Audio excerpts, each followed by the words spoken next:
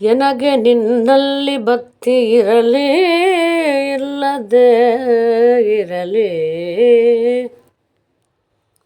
ಎನಗೆ ನಿನ್ನಲ್ಲಿ ಭಕ್ತಿ ಇರಲಿ ಇಲ್ಲದೆ ಇರಲಿ. ಹರಿದಾಸರು ಎಂತೆಲ್ಲ ಕರೆಯುತ್ತಾರೆ ಸಜ್ಜನರು,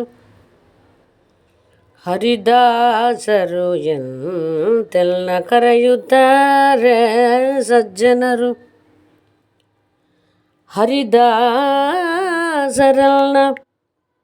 ಯಮನವರು ಎಳದಾರೆಂಬ ಅಪಕೀರ್ತಿಯ ಪರಿಹರಿಸಿಕೊಳ್ಳೋ ಪುರಂದರ ವಿಠಲ.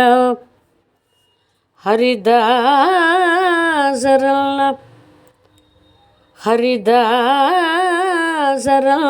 ಯಮನವರು ಎಳದಾರೆಂಬ ಅಪಕೀರ್ತಿಯ ಪರಿಹರಿಸಿಕೊಳ್ಳೋ ಪುರಂದರ ವಿಠಲ. ಪುರಂದರ ವಿಠಲ, ಪುರಂದರ ವಿಠಲ.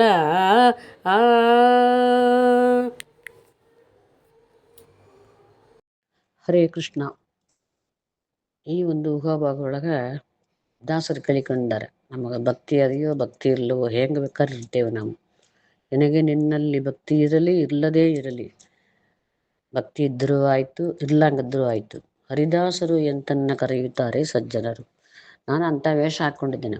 ತಲೆ ಒಳಗೆ ಮುಂಡಾಸು, ಹಣೆ ಒಳಗೆ ನಾಮ, ಕಾರೊಳಗೆ ಗೆಜ್ಜೆ, ಕುತ್ತಿ ಒಳಗೆ ತುಳಸಿ ಮಣಿ, ಕೈ ಒಳಗೆ ತಂಬುರ, ಜಾಲ್ರ, ಇದೆಲ್ಲ ಚಪ್ಪಾಳ ಇದೆಲ್ಲ ಇಟ್ಕೊಂಡು ನಾನು ದಾಸತ್ವ ತಗೊಂಡು ಭಜನೆ ಮಾಡ್ತಾ ಇದ್ದೇನೆ ನಾನು. ಅದರಿಂದ ನನ್ನ ವೇಷ ನೋಡಿ ದಾಸರುಗಳು ಅಂತ ಹೇಳ್ತಾರೆ.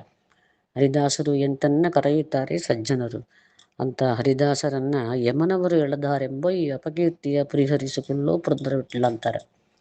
ಆ ವೇಷಕ್ಕೊಂದು ಮಹತ್ವ ಅದಲ್ಲ. ನಮ್ಮ ಸ್ಕೂಲಿಗೆ ಹೋಗ್ತೇವೆ ಅಂದ್ರೆ ಯೂನಿಫಾರ್ಮ್ ಹಾಕೊಂಡು ಹೋಗ್ತೇವೆ. ಆ ಯೂನಿಫಾರ್ಮ್ ಹಾಕೊಂಡು ಹೋದರೆ ಎಲ್ಲಾರು ಒಂದು ಆಕ್ಸಿಡೆಂಟ್ ಏನೋ ಕೆಳಗೆ ಬಿದ್ದು ಎದ್ದು ಮಾಡಿದ್ರು ಕೂಡ ಮಕ್ಕಳನ್ನ ಇಂಥ ಸ್ಕೂಲಿಗೆ ಸೇರಿದವರು ಇವರು ಅಂತ ಹೇಳಿ ತಂದು ಸೇರಿಸ್ತಾರೆ, ಆ ಸ್ಕೂಲ್ ಒಳಗೆ ತಗೊಂಡು ಬಂದು ಬಿಡ್ತಾರೆ.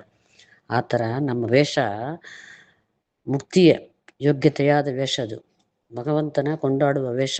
ನಮಗೆ ಭಕ್ತಿ ನಮ್ಮ ಮಕ್ಕಳು ಓದಿದ್ರು ಸರಿ ಓದಲಾಗಿದ್ರು ಸರಿ, ಆ ಸ್ಕೂಲ್ ಮಕ್ಕಳು ಅಂತ ಹೋಗಿ ಹೆಂಗೆ ತೊಂಡೆ ಸ್ಕೂಲಲ್ಲಿ ತಂದೆ ಭದ್ರವಾಗಿ ಸೇಫಾಗಿ ಬಿಡ್ತಾರೋ ಆ ಥರ ನನ್ನ ವೇಷ ಅದಲ್ಲ, ಅದು ನಿನ್ನ ಹೊಗಳತಕ್ಕಂಥ ದಾಸರ ವೇಷ.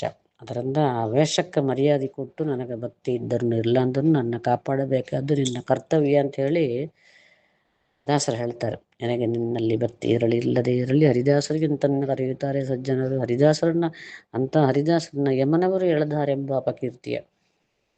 ಯಮದೂತರ ಕೈಯಲ್ಲಿ ನನ್ನ ಕೊಡಬೇಡ, ಶಿಕ್ಷಬೇಡ, ಯಮನವರು ಎಳೆದಾರೆಂಬ ಅಪಕೀರ್ತಿಯ. ನಿಂಗೆ ಅಪಕೀರ್ತಿ ಬರೋದು ಯಾಕಂದ್ರೆ ವೇಷ ಬಂದು ನಿನ್ನ ವೇಷ, ನಿನ್ನ ಭಕ್ತರ ವೇಷ ಹಾಕೊಂಡಿದ್ದನ ಆ ಅಪಕೀರ್ತಿನ ಪರಿಹಾರ ಮಾಡೋದು ಯಮನವರ ಕೈಯಲ್ಲಿ ನನ್ನ ಶಿಕ್ಷಲಾಗದು ನಿನ್ನ ಕರ್ತವ್ಯ, ಪರಿಹರಿಸಿಕೊಳ್ಳು ಪುರಂದರ ವಿಠಲ ಅಂತ ಹೇಳ್ತಾರೆ.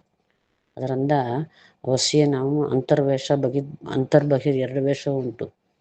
ಬಹಿರ್ವೇಷ ಅವಶ್ಯ ಬೇಕು, ಎಷ್ಟು ತನಕ ಬೇಕು, ನಮ್ಮ ಅಪರೋಕ್ಷ ಆಗೋ ತನಕ ಬಹಿರ್ವೇಷ ಬೇಕು. ಆಮೇಲೆ ಅವಧೂತರುಗಳಾಗಿದ್ದರೂ ಕೂಡ ಯಾರು ನಮ್ಮನ್ನು ಕೇಳೋರಿಲ್ಲ. ನಮ್ಮ ಬಳಗ ಭಗವಂತನ ಚಿಂತನೆ ಮಾಡ್ತಾ ಇರ್ತೇವೆ. ಆದರೆ ಈ ವೇಷ ಎಂಬುದಲ್ಲ, ಅದು ಹಾಕ್ಕೊಂಡ್ರೆ ಆ ನೋಡೋವ್ರಿಗೆ ಕೂಡ ಆಹಾ ಹೇಗೆ ಬರ್ತಾರೆ ನೋಡಿ, ಹೇಗಿದ್ದಾರೆ ನೋಡಿ ಅಂತ ತೋರುತ್ತೆ. ಹೆಂಗಸರು ಉದ್ದ ಕುಂಕುಮ ಕಚ್ಚೆ ಹಾಕೊಂಡು ಜಪತಪ ಅನುಷ್ಠಾನ ಎಲ್ಲ ಮಾಡಿಕೊಂಡು ಮನೆಯೊಳಗೆ ಗಂಡ ಮಕ್ಕಳಿಗೆಲ್ಲ ಬೇಕಾದ್ದು ಮಾಡಿಕೊಟ್ರೆ ಅದಕ್ಕೆ ಒಂದು ಪುಣ್ಯ ಇದೆ. ಆ ಥರ ಭಗವಂತನ ಪರವಾಗಿ ಹಾಕೋ ವೇಷಕ್ಕೂ ಒಂದು ಮಹಿಮೆ ಇದೆ. ಆ ವೇಷದಿಂದ ನನ್ನ ಯಮದೂತರ ಕೈಯಲ್ಲಿ ಶಿಕ್ಷಬೇಡ,